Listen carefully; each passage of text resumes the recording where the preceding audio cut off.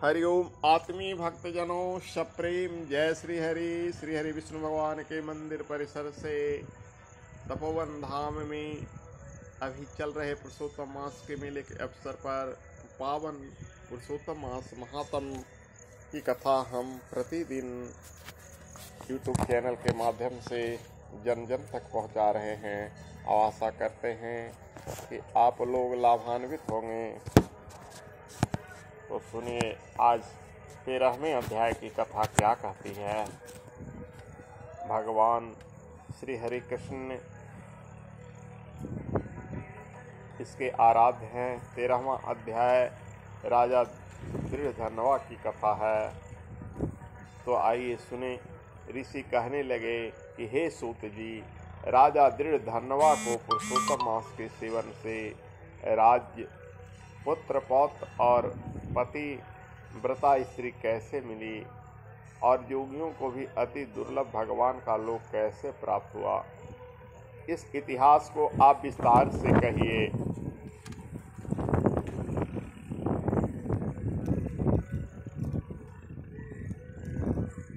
सूत जी कहने लगे कि हे ऋषियों, आकाश गंगा की तरफ पवित्र करने वाली सुंदर दृढ़धनवा की प्राचीन कथा में तुमसे कहता हूँ। है देश का चित्रधनवा नाम से विख्यात राजा हुआ।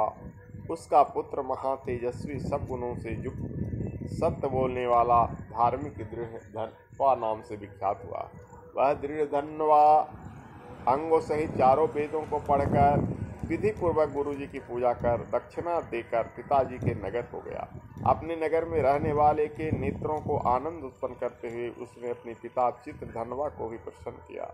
अब राजा चित्रधनवा अपने मन में विचार करने लगा कि स्त्री, घर, पुत्र आदि छोड़कर मुझको भी वन में जाकर श्रीहरि विष्णु जी का भजन करना चाहिए। ऐसा मन से विचार कर समर्थ राजा दृढ़धनवा को राजपाट सौंप कर विरक्त हो पुलह ऋषि के आश्रम में चला गया।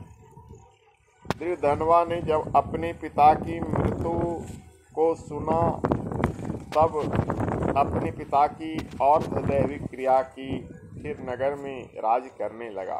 राजा दृढ़धनवा की गुणसुंदरी नाम की एक स्त्री थी।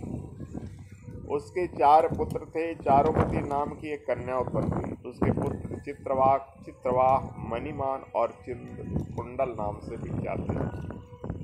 श्री नारायण कहने लगे कि एक समय सोते हुए राजा के मन में यह विचार उत्पन्न हुआ कि मेरा यह सब वैभव किस पुण्य के प्रभाव से हुआ। न मैंने कोई तप किया, न दान किया, न कुछ हवन किया। अपने इस भाग का कारण किससे पूछूं। राजा के इसी विचार से सारी रात व्यतीत हो गई। प्रातः ब्रह्म मुहूर्त में उठकर यथाविधि स्नान आदि कर खड़े होकर उदय होते हुए सूर्य को अर्घ्य देकर, ब्राह्मणों को दाना देकर और नमस्कार करके वह राजा घोड़े पर चढ़कर तत्काल शिकार के लिए वन में चला गया।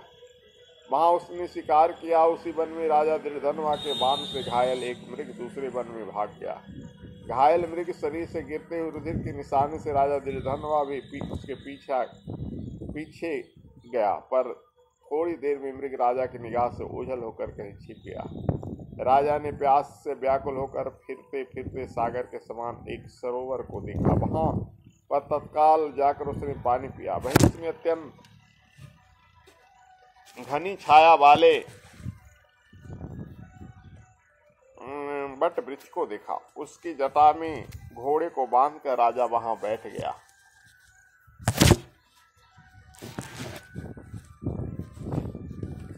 वहां पर वाणी बोलता हुआ तोता आया।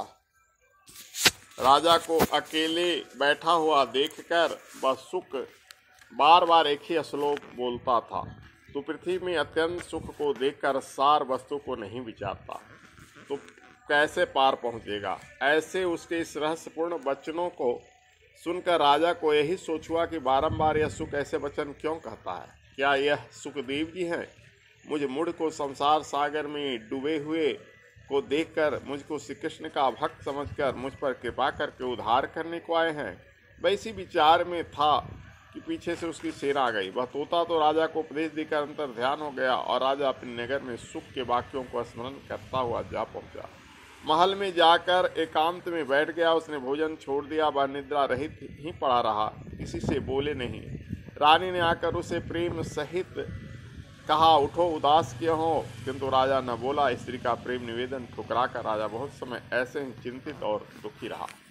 आगे क्या हुआ इसके लिए 14वें अध्याय की कथा कल सुनिएगा। आज बस इतना ही। बोलिए वृंदावन बिहारी लाल की।